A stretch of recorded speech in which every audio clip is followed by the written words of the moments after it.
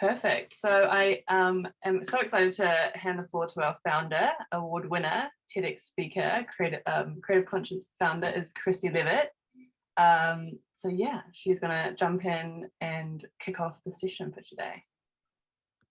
Thanks, Jess. Hello, everyone. I'm very, very excited to have you here today. I don't know if you can hear it, but it's pouring down with rain here in London, so excuse the noise if there's a bit of background noise.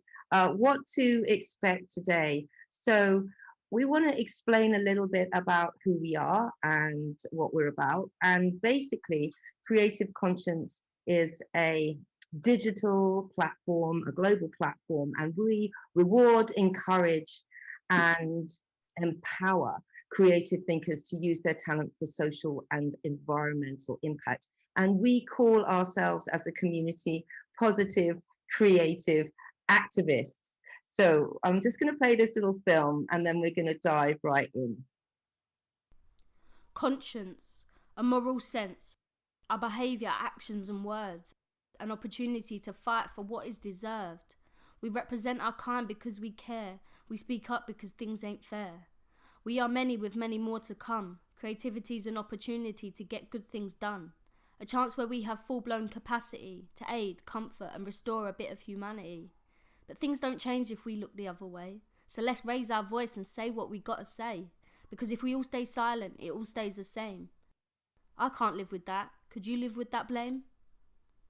So that's who we are as an organisation and what to expect this evening. Well, we're going to start with Ed Gillespie. He's going to he couldn't join us tonight live because it's his daughter's birthday. So we've recorded Ed and he's going to talk about his take on conscious travel.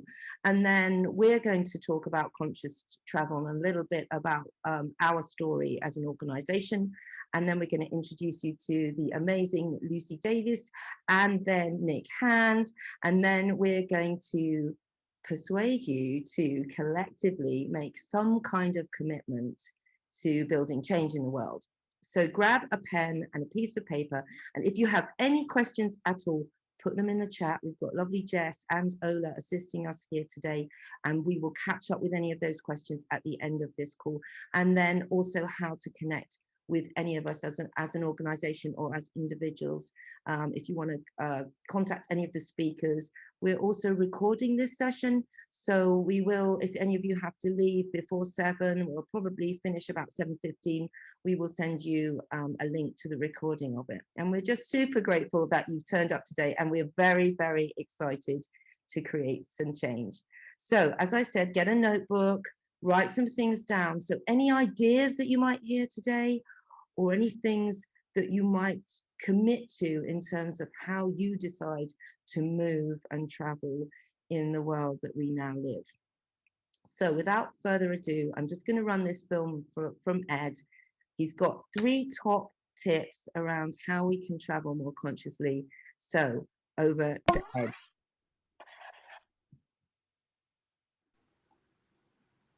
My name's Ed Gillespie. I am what I describe as a recovering sustainability consultant. I've worked in sustainability for about 20 years.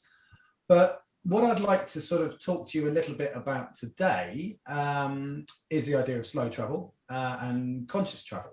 About 2007, 2008, I did a global circumnavigation of the planet, which is easy for me to say, without getting on a plane. That resulted in this book, Only Planet, a flight-free adventure around the world. And in essence, what that trip was about was a climate change pilgrimage, if you like. I wanted to go traveling, but I didn't want to leave a planet-stewing slew of carbon emissions in my wake whilst doing so. So I opted to do it all overland and by sea. And the book describes the adventures. It's 31 different countries, I think, 381 days, something like 45,000 miles, I think I covered. And it's quite a kind of a human-focused journey, because it's all about the people and the characters and the personalities I met along the way, and also the wonderful ecological background and the challenges that I confronted. And the idea behind the book was that the journey is the reward. It's a kind of cliched old Zen proverb. And this idea that it was about a romantic seduction, this slow transition of landscape, culture, people, language, and cuisine, rather than the sort of wham bam, thank you, ma'am, or the knee trembler behind the bike sheds of a cheap flight. And it was about kind of discovering the joys of a slower, more ruminative, reflective, more connected way of traveling around the world. So it feels like the dim and distant past in some ways. The book was published about 7 years ago in 2014. And I think it's become even more sharp and even more timely in the aftermath of the pandemic, or in this tail end of the pandemic, because clearly all of our travel was dramatically disrupted as we all got locked down, and we all managed to kind of cope with that, both personally and professionally, in some way, shape or form. Now, it's not easy when you're being made to stay at home, but certainly in terms of the pivot that had to be made in terms of our professional lives and the connections, we've done it. You know, as a consultant, I used to get invited to speak all over the world. And I was quite pushy, even back in the early noughties. Well, I would say to people who wanted me to, you know, fly across the Atlantic to give a 20-minute talk, I'd say, that's insane. I said, I'm not going to do that, but if you give me the money that you would have spent on my flight and hotel, I'll make you a very professional film of my presentation. I'll dial in for the live Q&A after it. You'll have an asset that you can then go and use before and after the event to promote it. And also, I haven't burnt several tons of carbon in order to get myself there. So I was doing that way back in the day to avoid what I considered to be, you know, unnecessary travel. And I think that's where we are now. You know, we had the interruption of the commute, you know, this cumulative, burgeoning insanity of literally tens of millions of people traveling for hours every day in confined, cramped, claustrophobic and uncomfortable conditions. Also insanitary, as anyone who's traveled on the London Tube or a bus and picked up their winter cold will know, even pre-COVID. And perhaps it was only the type of intervention that we've just had when we've been forced to curtail that type of activity that we get a chance to take a step back and look at it in a more objective way. So I think we also need to check ourselves on our international travel. Now, we were in the era of cheap flights, and the airlines are going to be falling over themselves to try and get us back in the air as soon as they possibly can, because of the huge financial challenge that they now currently face. I think we should resist that temptation. And I want to just outline 3 different threads to this particular argument. One is the need to travel, because pre-COVID, we were existing in an age of hypermobility, with the idea that we had the right to twang ourselves wherever we wanted, whenever we wanted, however frequently wanted, and kind of hang the consequences. And this was the phenomena, you know, of the mini break, where we'd pop over to some European city for 2 days and justify that because we deserved it. I've already talked about the commute, but also the fact that that wasn't actually giving us a lot of pleasure. Now, I think we need to address that need to travel head on. We're thinking very smart now about our ability to run workshops all over the world, which means consultants in particular don't have to be there in person. We've done that very effectively. We've achieved the impossible. I was always told this couldn't be done in my previous consultancy life, and we've all managed to segue relatively seamlessly and become intimately familiar with the world of Microsoft Teams and Zoom and all those other platforms. So the need to travel can totally be addressed, because I think we should see carbon as a very precious resource that we only squander in very wise and essential ways. So rather than you know, flying for that business meeting, we should be saving that carbon for perhaps the trip of a lifetime, where we do our one international flight every few years. Because when you look at the stats for the UK, it's quite striking. because about 70% of UK flights are taken by 15% of the population. And that's people with money and usually with professional roles which require them to travel. So the demand management is quite simple in that sense. It's like we stop the binge flyers, we cut the binge flyers down, because it's not your average hardworking British family taking their one summer holiday per year that is the aviation challenge. It is the frequent flyers. And initiatives like the frequent flyer levy, which suggests that we should have a ratcheted tax where everyone gets one tax-free flight per year, but for every subsequent flight you take, you pay a higher and higher premium, would totally address that. Because at the minute, what we have is a wealthy elite flying multiple times, and half the people in the UK don't fly in any one year. So the first thing is about tackling that need to travel. The second thing is doing as I did, traveling slower and overland. And one of the things that's really beautiful is the sort of renaissance of the train, and the renaissance in particular of the sleeper train network across Europe, which off the back of the pandemic and in the face of the climate change challenge is seeing massive reinvestment. So you can pretty much get anywhere in Europe within 24 hours. Austria is positioning itself as the kind of European sleeper train hub to give access to both the east and west extremes of Europe. There'll be a new sleeper train starting up in the next year or so between Stockholm and London. And I personally have done, dozens of these transcontinental journeys across Europe.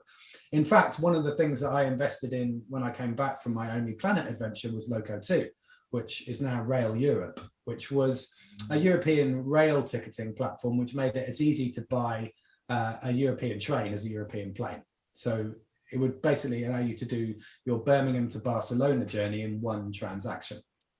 And now I've also just invested in another business called Byway, which is trying to bring these seamless train journeys into a much more accessible and package type format. So actually selling people whole itineraries based on the train as you travel through the world and across Europe. I think the other thing is also to think, as we also are in the end of the pandemic, about the staycation and about traveling closer to home. If you're UK based, you're blessed with living on a perversely diverse little group of islands, which have an extraordinary range of landscapes, fantastic regional cultures that many of us are actually completely ignorant of and haven't bothered to go and check out. I always used to challenge people who couldn't wait to fly to New Zealand and who hadn't ever been to Scotland. So I think this traveling overland and by train is really important, because it's the quality of the experience that counts. And when you travel by train in Europe, you see things like the fact that German trains have mini boardrooms on them. You can actually book all of your colleagues into a separate little compartment and have a meeting whilst you're en route. And I think this idea that travel time is wasted time comes from our obsession with flight, in the fact that, we're used to trying to balance the laptop on our knees in the airport departure lounge, trying to work on the plane like this, and it feels like very unproductive time, whereas actually on the train, you've got space. Plus, you can behave like a grown-up on a train. On a plane, I always talk about the infantilization of flight, which is sit there, buckle up, don't move, watch this, eat that, and just behave yourself for the duration of the journey. Trains have far more potential to be naughty and independent and go and mess around and do silly things en route. You're not condescended to on a train. So there's addressing the hypermobility and the need to travel. Secondly is to do it in the dramatically lower carbon and more relaxed fashion of traveling overland and slow. And the third one is about the incentivization. How do we encourage people to do this? Now, partly that might be through things, like I said, like the frequent flyer levy on aviation, but also levelling the playing field. We don't have fuel tax on aviation either, which means planes are often cheaper than their train-based counterparts. What I previously did in my old agency was introduced for my colleagues what we call the slow travel holiday policy, which meant that if you opted to take your European holiday by train instead of a plane, we would give you an extra days of annual leave in order to compensate for the supposedly lost time of the journey. And I think all of us should be looking at how we have to address the carbon intensity of our travel. You know, we're on a journey now collectively to net zero. And we are all going to be cutting our carbon emissions by 50% by 2030, which is the easy bit, the first 50%. And that includes everything. And unfortunately, carbon footprint tends to be almost directly correlated with income. So if you are a high earner, which in the UK is anything over 40k a year, then you are in the top 10% of people with the highest carbon footprints in the UK. And so you need to be planning how you are going to cut your carbon footprint by 50%. And so we address hypermobility, we travel over land, and we incentivize it in the right way. And I think for me, this is about a shift in consciousness, about that travel is a privilege. It's not a right. You know, it is something that you cannot do at the expense of the rest of the world for your own personal gratification. At the same time, travel is also a beautiful and profoundly important thing about intercultural connection and the entangled lives in which we live. So if you read the book, you know, some of the stuff I talk about is also, if you like, the qualitative benefits of the experience. Mark Smith, the man in Seat 61, who's done so much to promote European train travel and actually international train travel, always says you should never travel without a good book and a corkscrew, which is great advice in any context, but it works particularly well on a train when you've got this ever-rolling and ever-changing landscape passing by your huge window next to you. But also it's about the places in between. And the people you meet in between along the way. There's something inherently convivial about sitting on a train, often because you're sat opposite each other, so you get to talk rather than sat in a row on a plane next to a fat man eating off a plastic tray. And it's about the Schadenfreude as well. I also think there's something to be said about the stories we tell about the travel adventures we have. And no one wants to hear about your 2 weeks next to the infinity pool sipping cocktails, you know, and your flight experience. But everyone wants to hear about when you nearly got arrested by Chinese border guards crossing into China from Mongolia, because it's the Schadenfreude of the travel stories that are the things that we will end up relating as our well-worn anecdotes in years to come. So, I mean, I can talk about this for hours, as you've probably gathered, and I'm sad that I can't be joining you for the live conversation. But I think, in essence, this is a huge moment in time for reimagining and reinventing the purpose and the practice of the way we travel. As I say, it's not to throw the baby out with the bathwater and give up traveling, but it's to do it in a way which aligns with our planetary challenges. And to do it in a way which enhances the quality of the experience at the same time. That's what conscious travel is about on one and our only planet. Thanks for doing that recording for us, and I hope you have a really happy birthday with your daughter tonight. So why and what conscious travel? So why we do what we do as an organization is pivots around this idea of activism. And Albert Einstein said the world will not be destroyed by those who do evil, but by those who watch them without doing anything. And what that means is that everything we do, including the way we travel, is a political act, if you like. And so I first put these two things together, travel and activism together, and I understood that they were intrinsically linked because as a child, I learned about what was going on in South Africa and apartheid. I learned this from the moment I drew breath, because my mother's twin sister had gone to South Africa in the 50s as a radiographer, and she had settled there, and my mother used to go every single year or every other year to South Africa, obviously without us kids. There were 6 of us. There was no way she was going to take us all the way over there. But I learned very, very early on about the injustice of this. And I think this is where I originally started my need for activism. I remember at just 10 years old writing an essay about the injustice of what was going on in South Africa. And at the same time as that, I was getting postcards throughout my early years, all of us were, from South Africa and this amazing, beautiful country. And what that instilled in me was this idea that I wanted to visit and experience every single country in the world.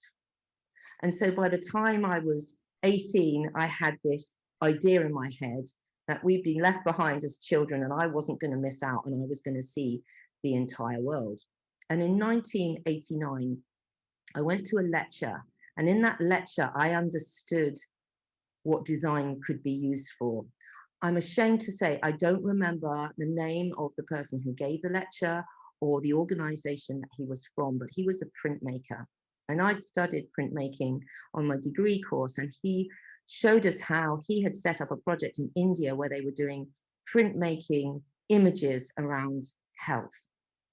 And so from that moment, I knew that's where I wanted to go. I wanted to travel, and I wanted to personally use my talents and my skills as a designer for good. And in 1991, I went to Asia. I landed in Cambodia. I traveled to Cambodia from Thailand overland, and I got a job for this organization called the Minds Advisory Group. And I worked all around Asia for a number of years, moving around, working for NGOs, several different NGOs, and using design and graphics to communicate to people. And because of that experience, I kind of turned into a bit of a war-torn junkie, and I was just out for adrenaline hits after that. And so I spent a large part of my 20s and into my 30s going everywhere I could to the most dangerous and strangest countries in the world, and working and traveling a lot overland and crossing borders. But everywhere I went, I documented the experience in sketchbooks. And I realized this morning as I was throwing some of these images together that I reckon I've got over 2,500 images of my time as I ran around the country, the globe working. And every day I draw, every single day I draw things, despicable things I saw during that time. And when I finally came back to the UK, I was pretty broken. I could say that. And I stopped moving around in the same way. And I was very blessed and fortunate enough to have some children. So they'd sort of curtailed my need to charge off to war-torn countries. But my experiences and the way I traveled and the way I drew, I found incredibly fulfilling, even though it was before I realized the impact of aviation on the planet. In 2015, so fast forward sort of 15 years after that experience, I'd always had it in my mind that I wanted to go to North Korea because it's one of the strangest places on the planet. And so rightly or wrongly, we went to North Korea, my partner and I, but on the way back, I traveled back by train on my own. And I think I wanted to mention this because it was backing up Ed's idea of slow travel.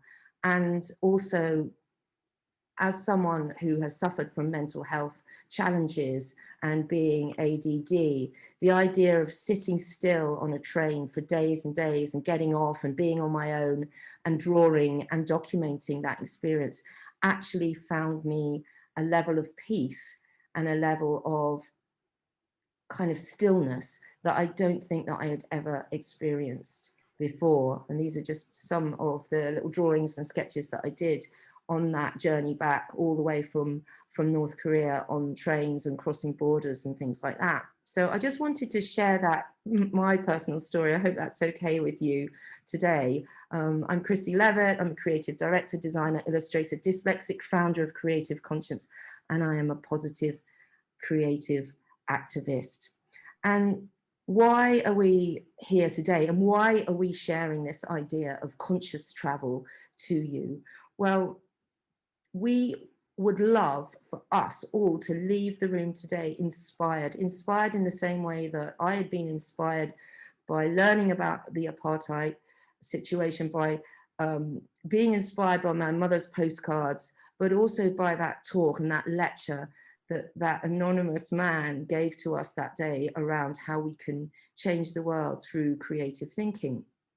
And so as an organization, we are only focused really on impact. We're not interested in BS and hot air. We're interested in creating change. So our task here today is, what if we were, after this particular talk, what if we became more conscious around how we move around and how we travel?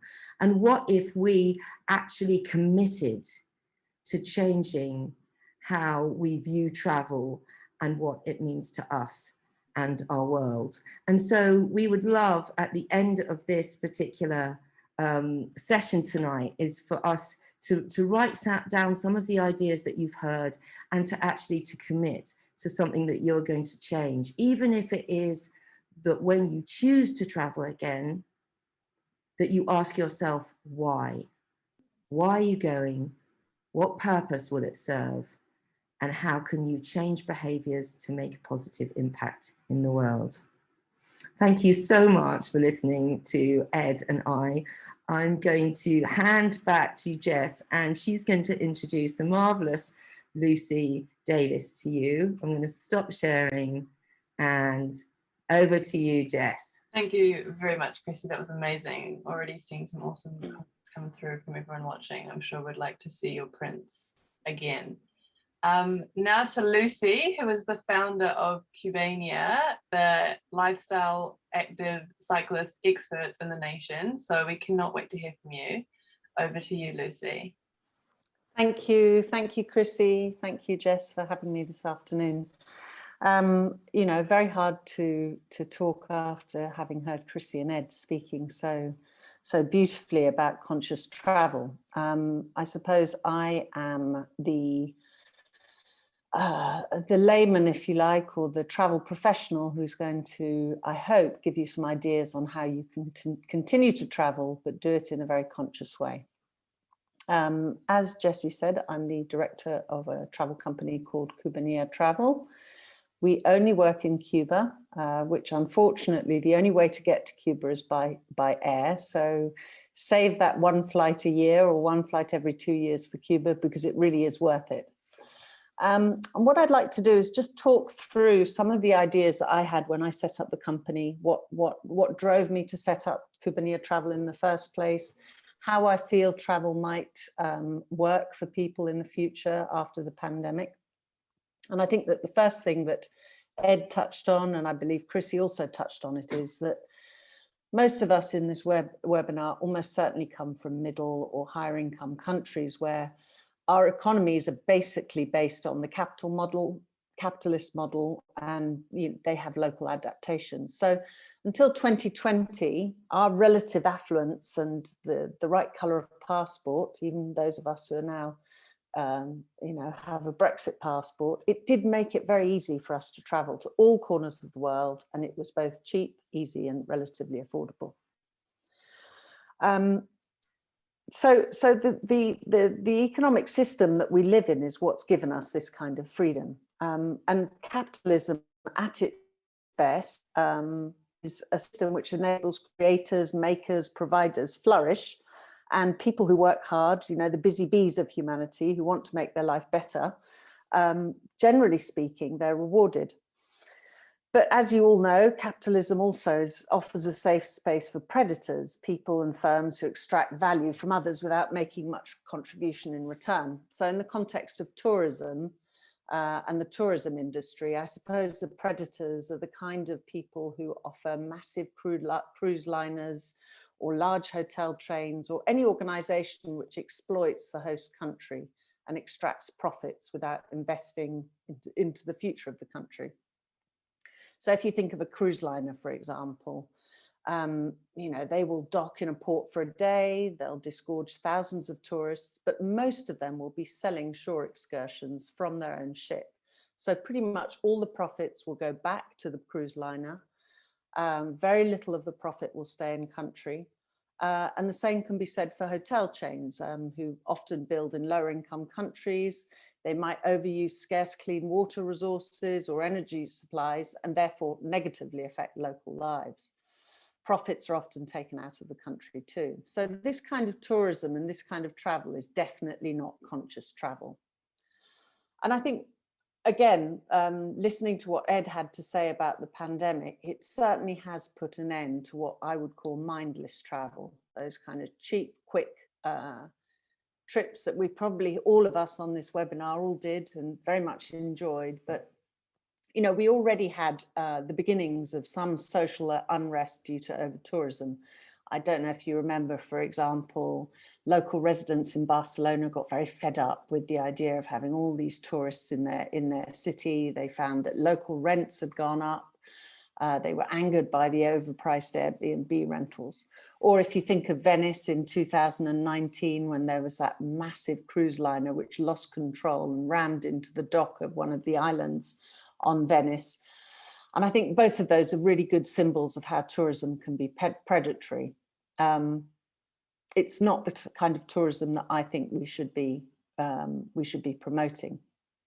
But I don't think that that means that we have to stop exploring the world, and we can make a conscious decision on how and where we spend our holiday money.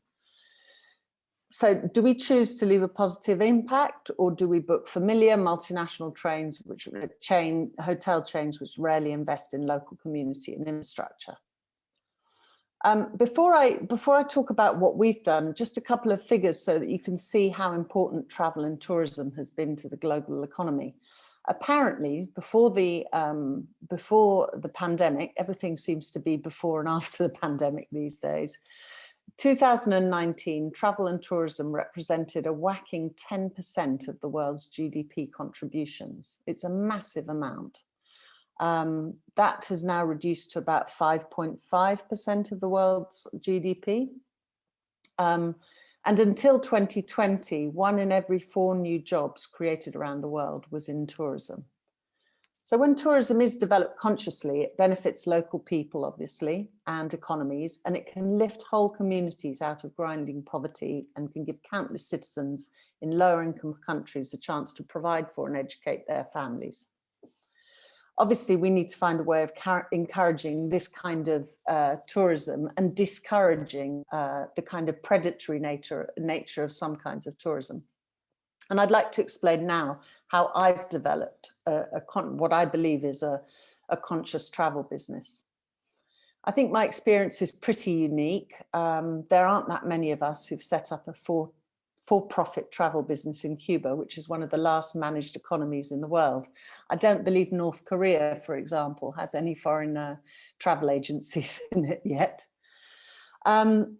Obviously, our business model is capitalist, but we're working in a socialist system. So inevitably, we've had to learn new ways of working, and we've adapted our model so that it incorporates the best parts of both economic systems. The past 20 years since I've been running Cubanea have been enlightening. They've also been pretty frustrating.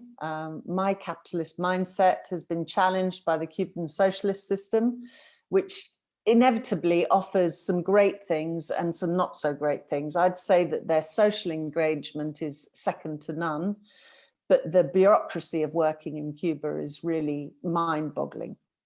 But it's been a really inspiring time, and I'd like to share with you some of the things that I've learned. And I think the first thing that you learn when you work in Cuba is the ascendance of we over me. Cubans, you probably all know the history of Cuba, but it really has endured shortages of everything since the 1960s, when the US embargo was first established. And it's changed the way people behave in normal life.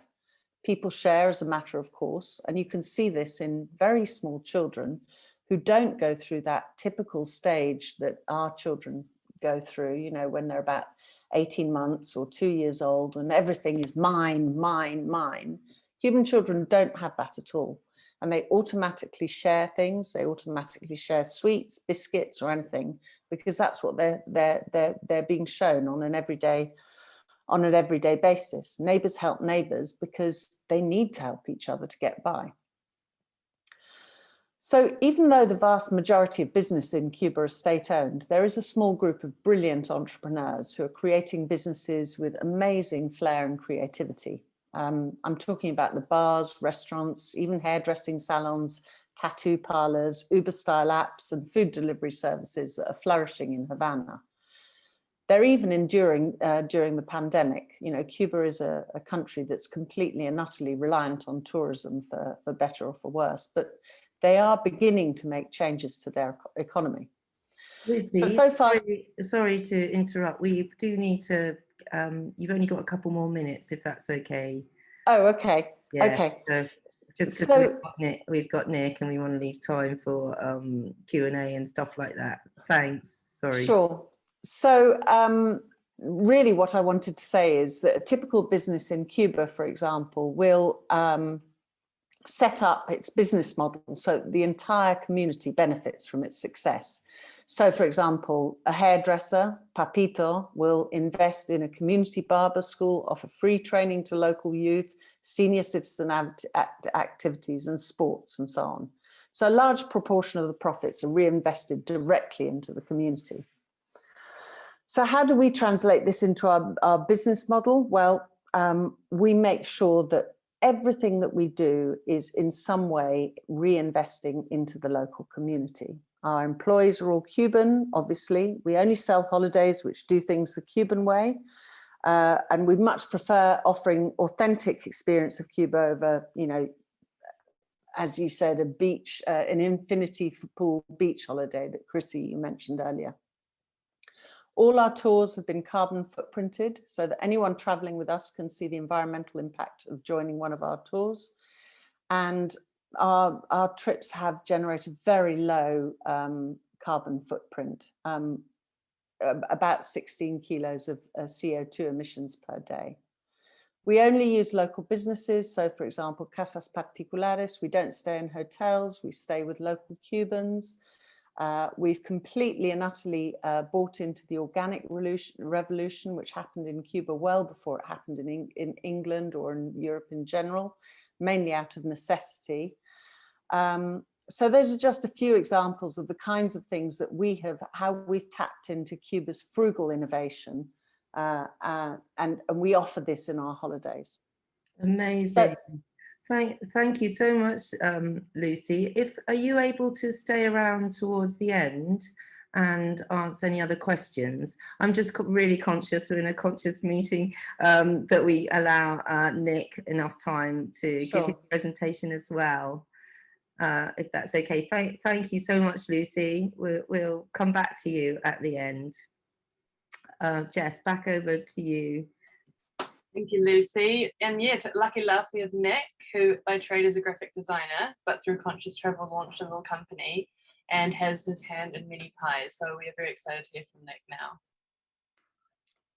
Thank you very much. Well, I'm kind of a bit hopeless at just talking to a screen, so I'm going to show you some images and being sort of visual. Well, we're all visual people, but so I'm going to share my screen with you. I've been practicing this. I'm kind of hoping that that it will work. Okay.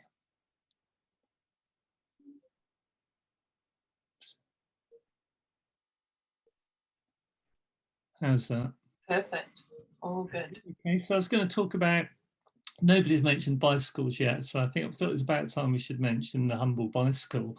And so my story really that I wanted to tell you is about slow journeys on bicycles, and in particular from your own front door. So I was kind of about 12 years ago, I was a bit intrigued. I was on holiday with Harriet, my wife, in Cornwall, and I was a bit sort of intrigued, living on an island as we do, how long it would take to carry on cycling around the coast of Cornwall, but just carry on, and then how long it would take to arrive back at the same spot. And I guess the other thing is I was 52. This was 2009, and I was 52, and I was kind of Ed mentioned it earlier, actually, that the idea of not knowing enough about our own island and our own, you know, places on our beautiful island, really. So I was a bit intrigued about going to places I'd never been. So I set off on my bicycle from Bristol. I live in Bristol, from my front door, and to sort of cycle around the coast of Britain. And but I was kind of a bit aware of not being I wanted to kind of do a task really, because I was afraid it would be a kind of a bit of a selfish notion just to sort of set off for a few months on your own on a bicycle. So I decided I'd make some little films. I called them sound slides. So there were audio recordings of people and still images. And so kind of like I'm doing now, actually, a slideshow. So I set off to make films, short films of people, and I was particularly interested in people that made things, so I kind of looked at people. I hadn't kind of prepared an awful lot for the journey.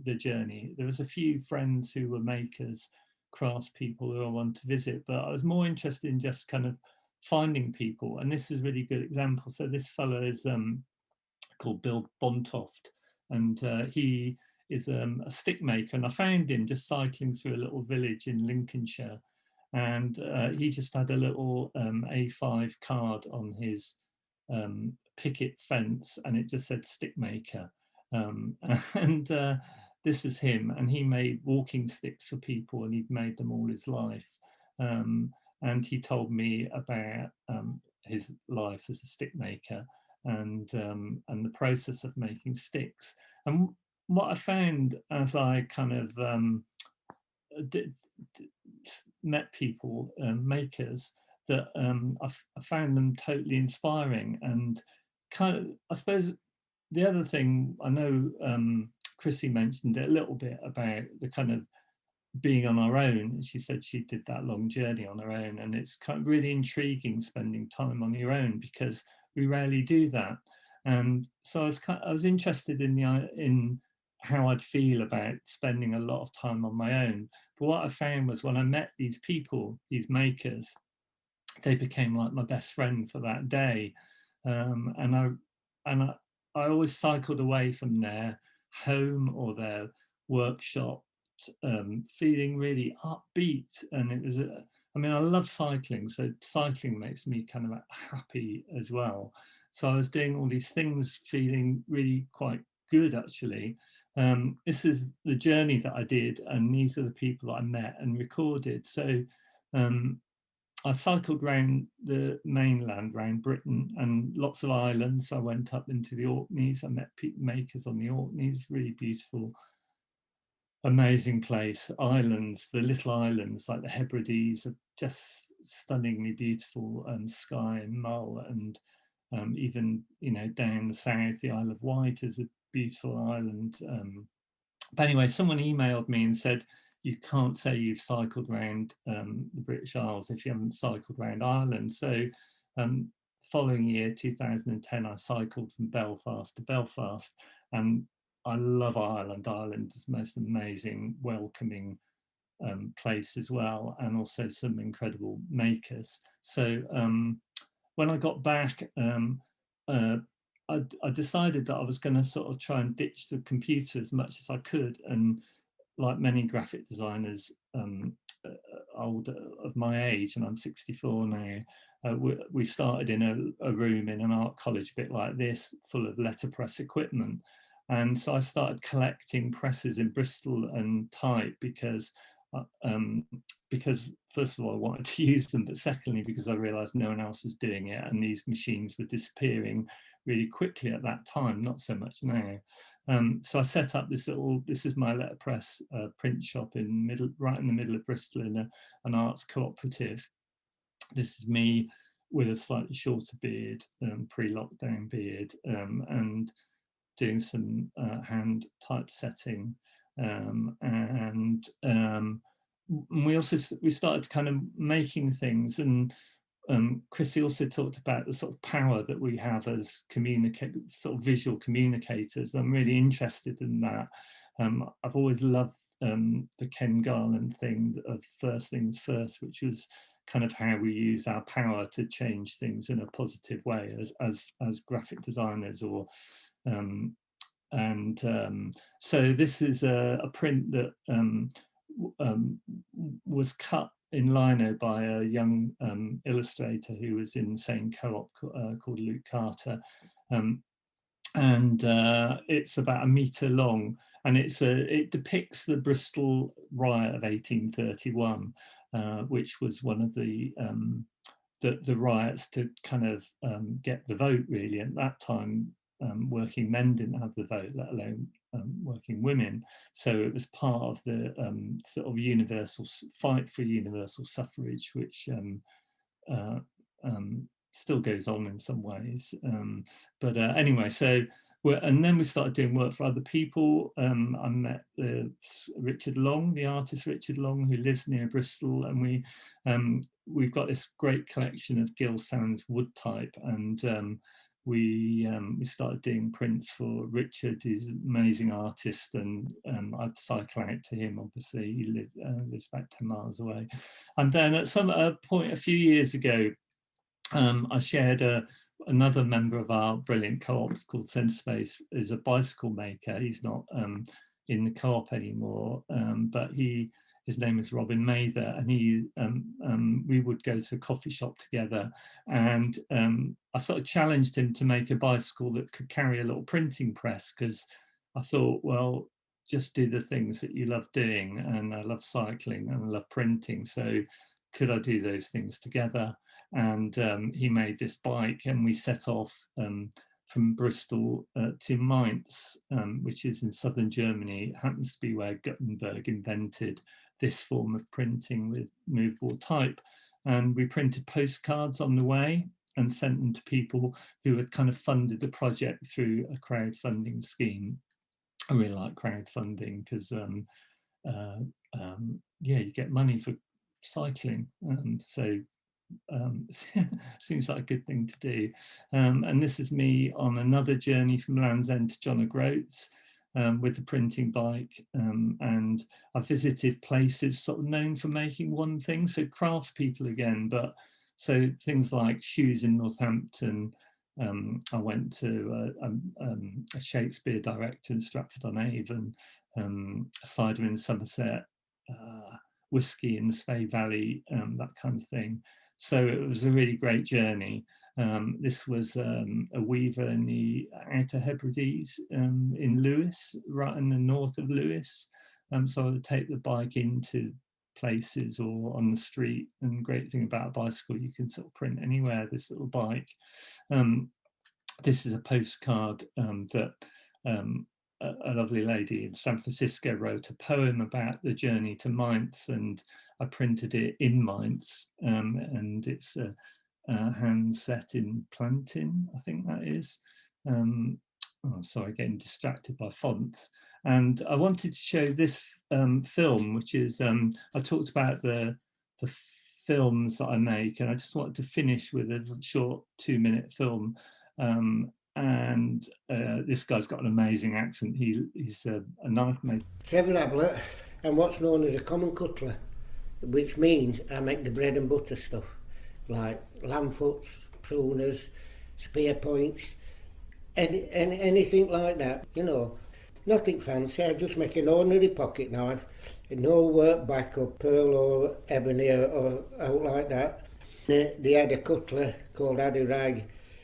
He took me under his wing, showed me how to make a pocket knife, you know. Harry was one of them, if they did something wrong, he'd tell me, but if they did it right, and they went up to me and said, "Hey, what's think to this, Harry?" He'd say to them, "Oh, what's I want to medal for doing the job right?" You know, but he brought it back down to earth, but I owe everything to Harry Rag for what I am now. You know, you had to take it in them days. It weren't like, you know, you go crying because somebody shouted at you or something like that. It was part of the job. It was, because some old cutlers, they used to make it right difficult, as though work, or it's something magic about, but it isn't. It's common sense.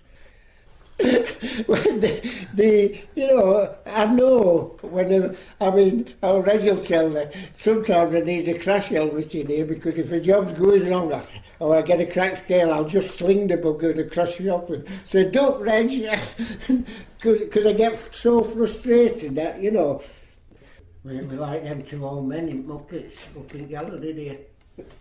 When we sit down at 9 o'clock, we put world to rights, and then we're back to work. So Amazing. Thank you so much, Nick. okay. Really, really lovely. How amazing, all of you. And thank you also to Lucy. I'm sorry, Lucy, we cut you off a bit. Jess and Ola, do you want to open up the floor to any questions that we might have for people? Please send them over, everyone. I think I did see one. How we want to answer them. I guess anyone that kind of wants to jump in, and if they've got any kind of advice or kind words. Billy asked, how do you suggest, let's say I was going away with my friends, to try and convince them money-wise if a flight to Spain is only £20, rather than get trains and buses there to be environmentally conscious? Oh, big question. Anyone want to, Lucy, how about you? Any thoughts on that? Well, I mean, something slightly flippant sprung to mind, get new friends, but obviously that's not going to work.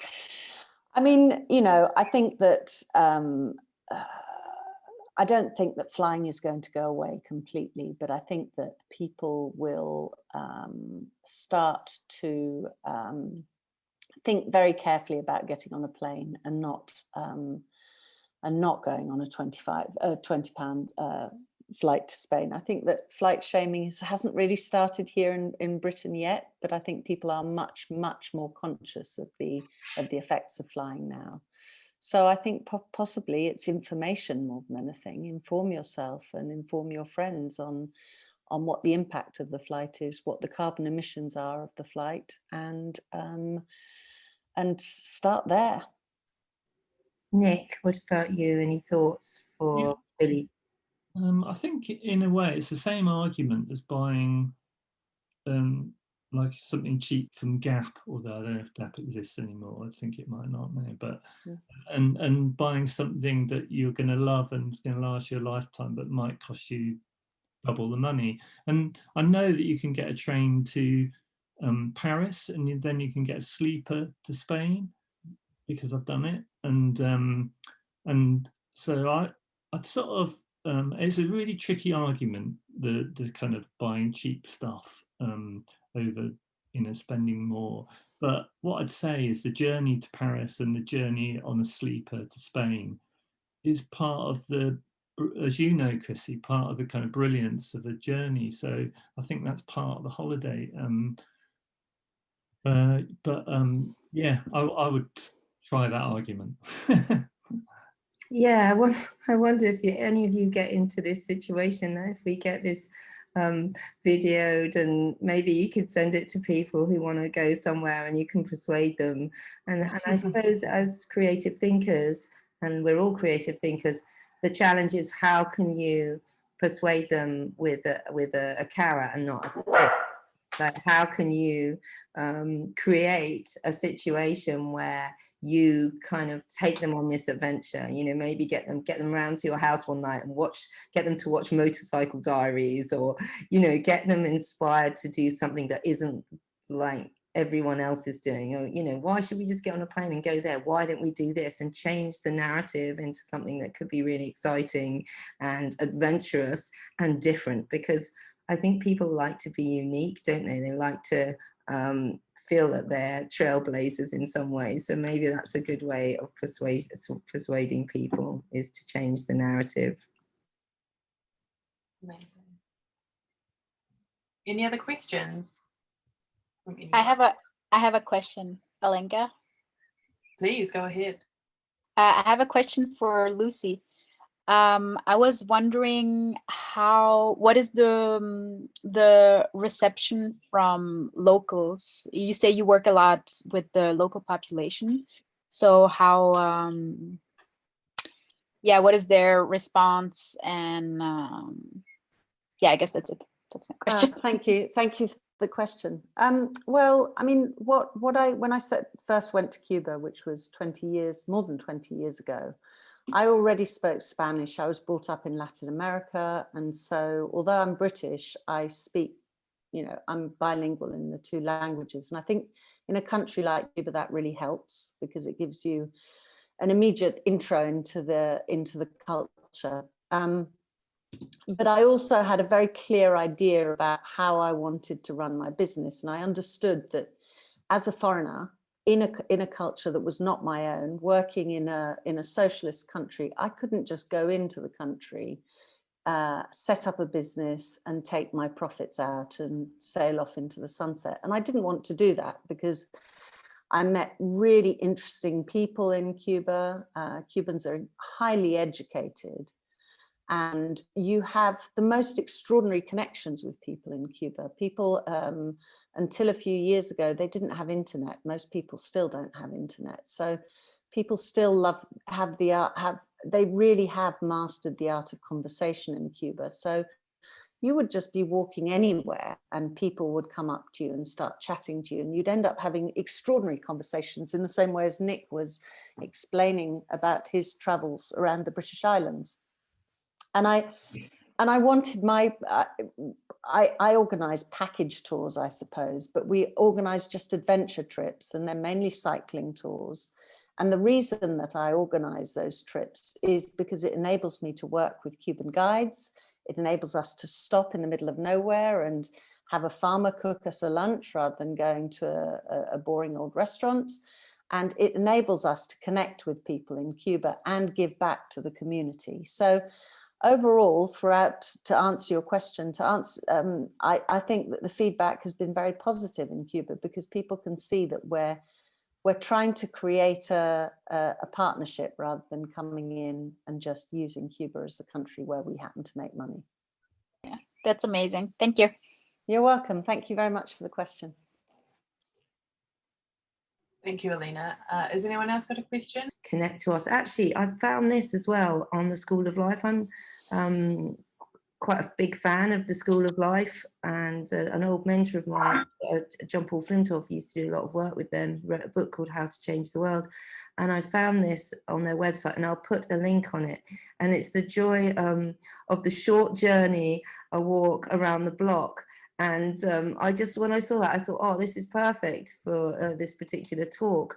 And I think, again, that's probably to do with being conscious, that in being present in every moment, and realizing that a journey could be a 5-minute walk to see a friend, or go to the shop, and what it is, what do you see in that walk, and do you stop, do you take photos, do you draw, do you breathe, what does that mean? And that we get away from this idea of having to travel across the world, and actually what is in front of us as a sort of conscious thought.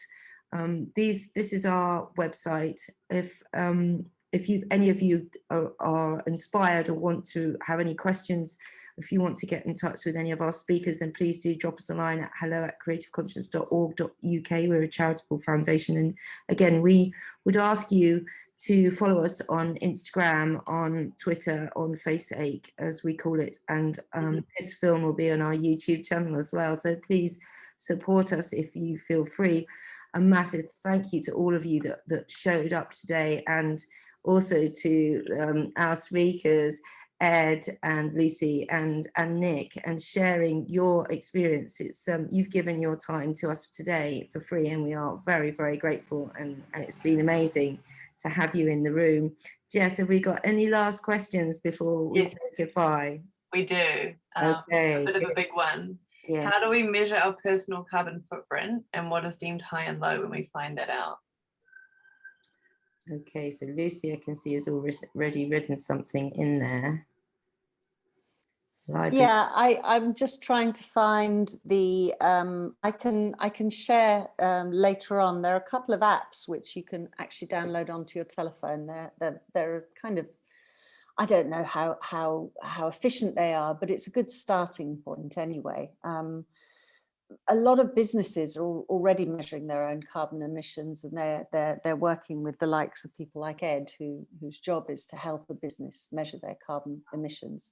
But from a personal point of view, I can't actually find one now, but I promise you I will send one to you via an email if anybody would like to find them, because there are a couple that I can get for you. Thank you.